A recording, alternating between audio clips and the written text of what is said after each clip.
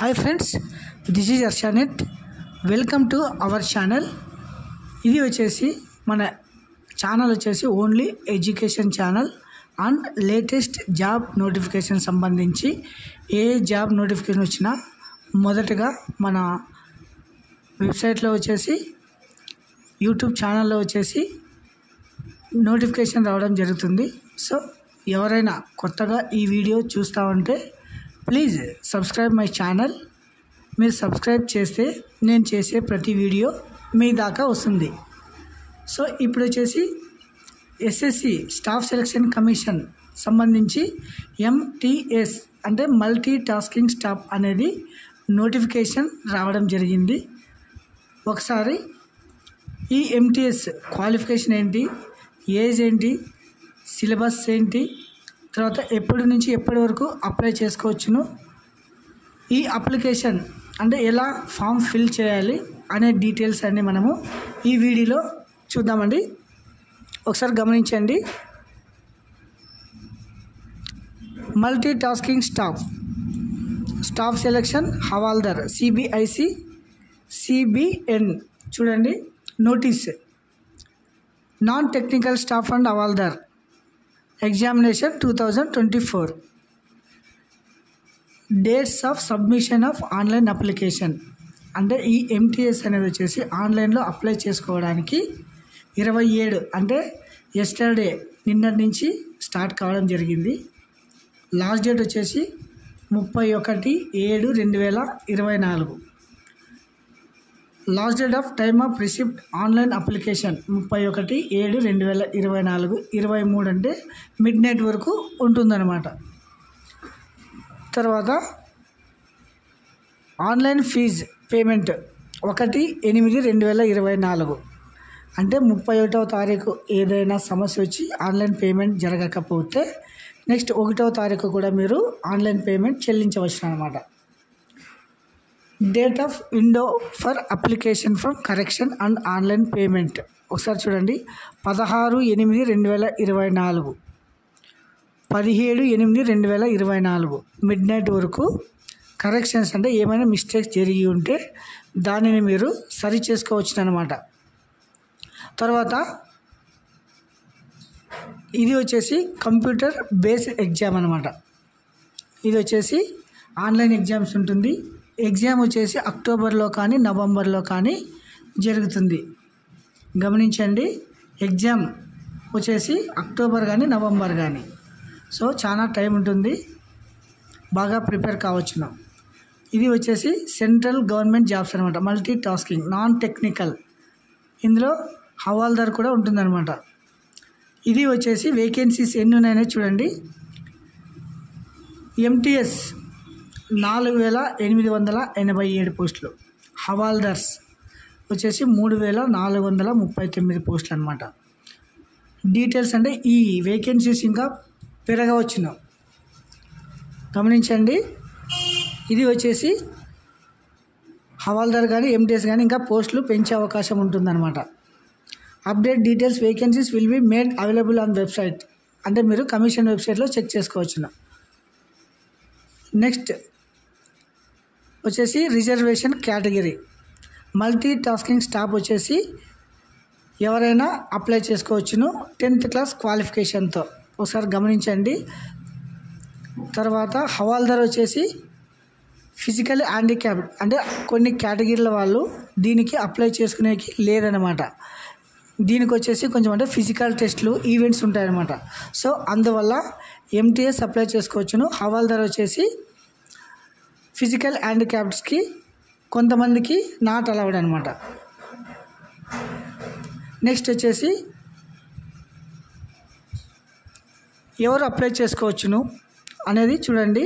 Citizen of India.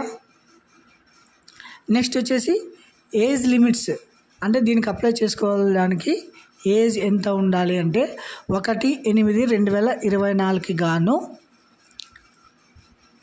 18 సంవత్సరాలు నుండి 25 సంవత్సరాల వరకు. ఓకే, ఒకసారి చూడండి. Candidate born not before 2/8/1999 and not later than 1/8/2006. ఇది ఎంటీఎస్. 18 నుంచి 27 సంవత్సరాలు హవాల్దార్ అనమాట.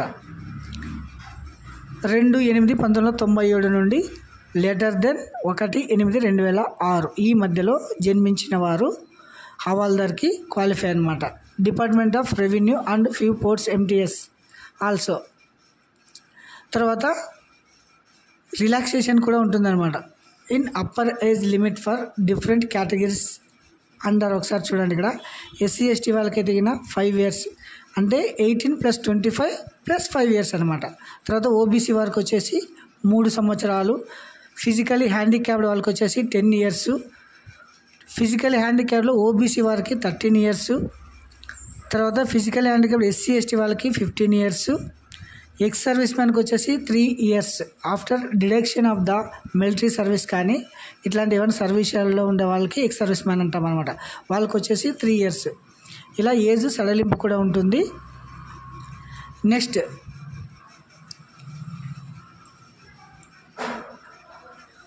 నెక్స్ట్ వచ్చేసి ఇందుకు సంబంధించి సిలబస్ కూడా చూద్దామండి. ఈ పోస్టులకు గాను ఎగ్జామ్ సెంటర్స్ చూడండి. సెంటర్ ఫర్ ఎగ్జామ్ సెంటర్స్ అంటే ఏపీలో ఎక్కడెక్కడ ఎగ్జామ్స్ ఉన్నాయనేది ఒకసారి చూడండి. మనం వచ్చేసి దేని కిందకు వస్తామంటే సౌత్ రీజన్ అనమాట. ఒకసారి చూడండి, సౌత్ రీజన్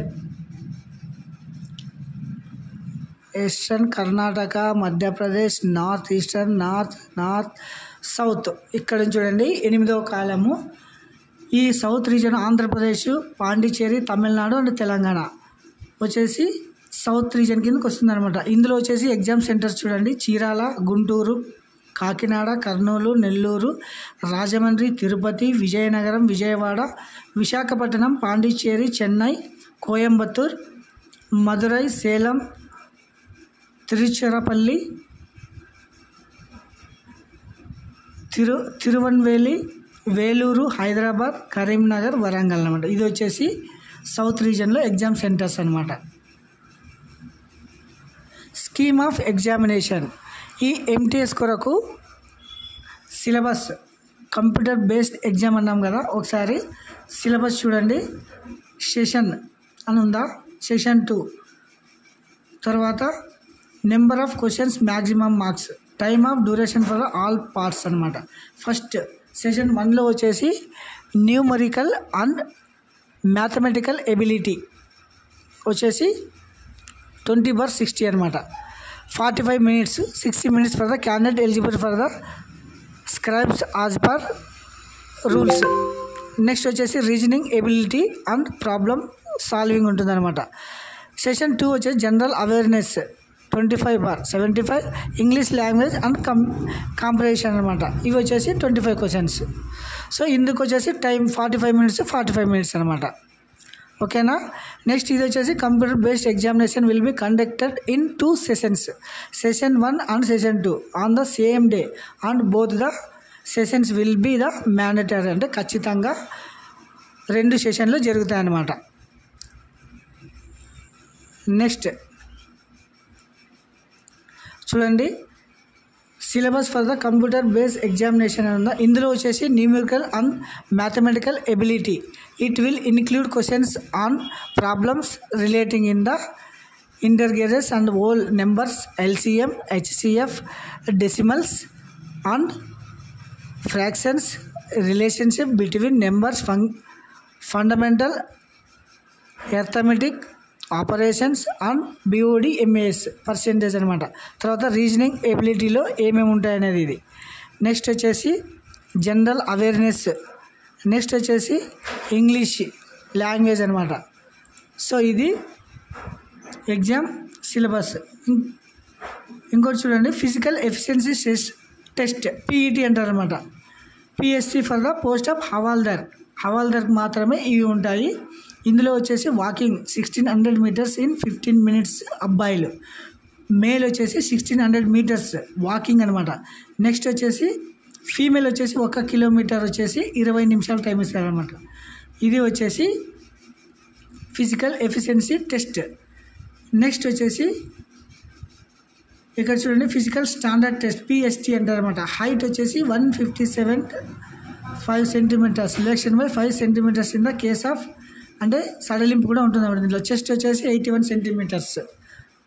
తర్వాత ఫీమేల్ అంటే అమ్మాయిలు వచ్చేసి 152, వెయిట్ వచ్చేసి 48 kgs అనమాట.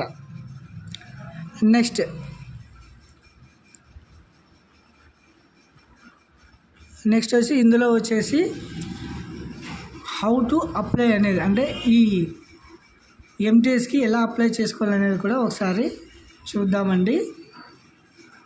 ఫస్ట్ ఇక్కడ చూడండి వెబ్సైట్ ఓపెన్ చేసిన తక్షణమే మీరు 1 టైం ప్రొఫైల్ రిజిస్ట్రేషన్ అని ఉంటుందన్నమాట. అది వచ్చేసి మీరు 1 టైం ప్రొఫైల్ రిజిస్ట్రేషన్ చేసుకోవాలి. ఇది వచ్చేసి వెబ్సైట్ వచ్చేసి ఇంతకుముందు ఓల్డ్ వెబ్సైట్ కాదు, కొత్తగా వెబ్సైట్ క్రియేట్ చేయడం జరిగింది ఎస్ఎస్సి వాళ్ళు, స్టాఫ్ సెలక్షన్ కమిషన్లో న్యూ వెబ్సైట్ అనమాట. ఇది చూడండి న్యూ హోమ్ పేజీ కూడా. Click on login for the registration button, procedure registration అంటే లాగిన్ అను రిజిస్ట్రేషన్ ఉంది కదా, ఇక్కడ వచ్చేసి మీరు క్యాండిడేట్ రిజిస్ట్రేషన్ చేసుకోవాలన్నమాట. రిజిస్ట్రేషన్ ప్రాసెస్లో 1 టైం రిజిస్ట్రేషన్ ఫేజ్ ఇలా ఓపెన్ అవుతుంది. తర్వాత ఇక్కడ కంటిన్యూ అని కొట్టాలన్నమాట. ఇక్కడ చూడండి personal details, password creation, additional details, declaration. So next వచ్చేసి fill the personal details. Personal details వచ్చేసి పేరు, ఫాదర్ నేము, మదర్ నేము, తర్వాత ప్రతిదీ 2 టైమ్స్ మీరు ఎంటర్ చేయాల్సి ఉంటుందన్నమాట. ఫస్ట్ ఆధార్ కార్డ్, తర్వాత ఆధార్ కార్డ్ నెంబరు, తర్వాత పేరు, father name, mother name, date of birth, ప్రతిదీ మీరు 2 టైమ్స్ ఫిల్ చేయాల్సి ఉంటుంది. నెక్స్ట్ రిజిస్ట్రేషన్ నెంబర్ వస్తుందన్నమాట. It's came for registration number. And ఆ రిజిస్ట్రేషన్ నెంబర్ వచ్చిన తర్వాత మీరు ఏం చేయాలి, నెక్స్ట్ వచ్చేసి లాగిన్లో వెళ్ళేసి మీరు రీసెట్ పాస్వర్డ్ అంటే మీ పాస్వర్డ్ని మీరు రీసెట్ చేసుకోవాలన్నమాట. మీ పేరుతో కానీ యాజ్ యువర్ లైక్ అంటే మీకు ఇష్టం వచ్చిన దాన్ని మీరు పాస్వర్డ్గా క్రియేట్ చేసుకోవచ్చును. నెక్స్ట్ పాస్వర్డ్ సెట్ చేసుకున్న తర్వాత లాగిన్ చేయాలన్నమాట. లాగిన్ చేసిన తర్వాత మళ్ళీ న్యూ పాస్వర్డ్ క్రియేట్ అయిన తర్వాత ఇలా వస్తుంది చూడండి, రిజిస్ట్రేషన్ నెంబర్, పాస్వర్డ్. మీరు ఏదైతే రిజిస్ట్రేషన్ చేసుకొని ఉంటారో ఆ రిజిస్ట్రేషన్ నెంబర్, పాస్వర్డ్ ఎంటర్ చేసి లాగిన్ కావాలి. ఇలా లాగిన్ అయిన తర్వాత additional details for the page ఇలా ఓపెన్ అవుతుంది అనమాట.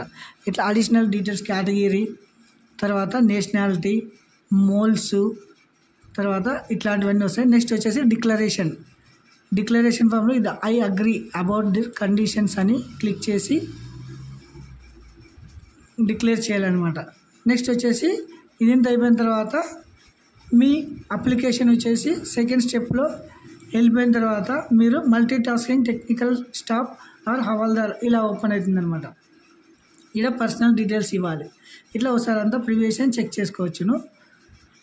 తర్వాత ఒకసారి చూడండి, మీరు పోస్ట్ ప్రిఫరెన్స్ ఇచ్చేటప్పుడు ఇది మాత్రం గమనించండి. స్టేట్ వస్తాయిదా హవాల్దార్, తర్వాత ఎంటీఎస్. మీ ఆప్షన్స్ వచ్చేసి ఇట్లా పోస్ట్ కోడ్ వస్తుంది, ఆ కోడ్ మీరు ఇక్కడ ఎంటర్ చేయాల్సి ఉంటుందన్నమాట. మీరు ఒక 4-5 ఎంటర్ చేసిన తర్వాత మాకు ఇక చాలంటే మీరు ఏం చేయాలంటే కీబోర్డ్లో ఎక్స్ అనే బటన్ని మీరు క్లిక్ చేసిన తర్వాత నెక్స్ట్ సేవ్ నెక్స్ట్ అని కొడితే అవన్నీ ఫిల్ అయిపోతాయి అన్నమాట. తర్వాత మెయిన్ గమనించాల్సింది అప్లోడ్ ఫోటోగ్రాఫ్. ఇది వచ్చేసి లైవ్ ఫోటో ఉండాలన్నమాట. మీరు అప్లోడ్ చేసేటప్పుడు క్లియర్గా కెమెరా ముందు వచ్చి ఫేస్ నీట్గా క్లియర్గా కనపడాలన్నమాట. సో అలా మీరు ఏం చేయాలంటే లైవ్ ఫోటో ఇవ్వాలి, తర్వాత సిగ్నేచర్ అప్లోడ్ చేయాలి. సేవ్ నెక్స్ట్ ఇట్లా ప్రివియషన్ ఫామ్. తర్వాత మీరు సబ్మిట్ చేసిన తర్వాత అప్లికేషన్ కంప్లీట్ కావడం జరుగుతుందన్నమాట. సో ఇది వచ్చేసి application process in SSC MTS on havaldar. ఇక్కడ వచ్చేసి ఇంకా చూడండి వేకెన్సీస్ అనమాట, డీటెయిల్ వేకెన్సీ పోస్ట్ ఆఫ్ హవాల్దార్కి సంబంధించి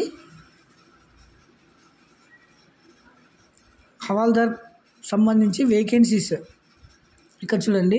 ఇది వచ్చేసి హవాల్దార్ ఇక్కడ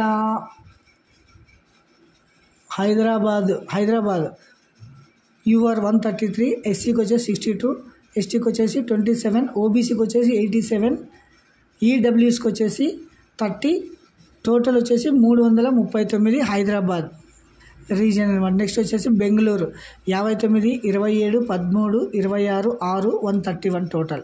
ఎక్స్ సర్వీస్మెన్కి వచ్చేసి 6 అనమాట. ఇలా విశాఖపట్నం అంటే 7, 3, 2, 4, 1, 17 అనమాట. సో ఈ విధంగా టోటల్ వేకెన్సీస్ ఇలా ఉన్నాయన్నమాట.